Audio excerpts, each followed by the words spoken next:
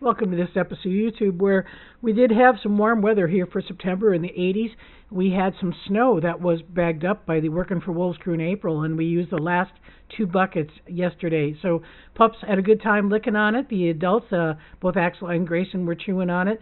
But the attention span of pups is shorter than the melting of snow, and so we will see them interacting around the buckets that kept them occupied down in front of the exhibit for maybe about a half an hour, but for the most part they're up in the woods. And just a reminder, we do have these tunnels that are dug up in the upper enclosure, and unfortunately the wolves dug underneath a big white pine tree. We talked about that a couple of episodes ago, and that tree came down. We needed to. You can see a little bit of a sign of a tree fellow there, but the branches coming down necessary because that tree was leaning towards the fence. And so this is the aftermath of that top being felled.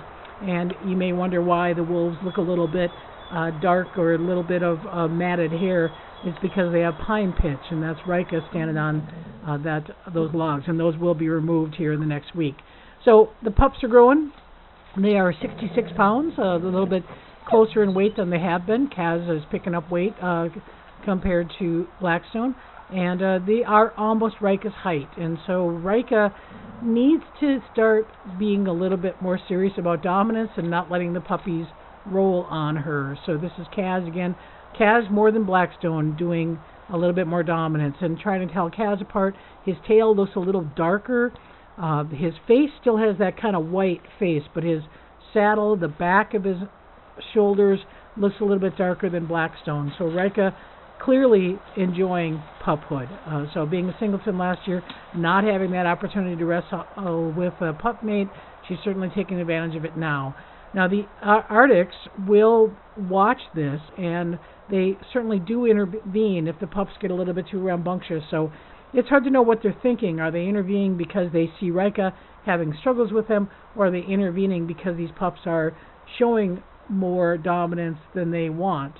Because obviously the less boundaries that are set, the more these wolves will, pups will test, and that includes all pack members. So we see Axel probably more reactive than Grayson as far as issues, but clearly Rika's not impacted by this. She's doing several play bows. Play bows are what precede a behavior called invite chase, meaning you're down on the front haunches and you spring up and you run to try to get the other wolves to follow you. So that's Blackstone finally just got up to interact.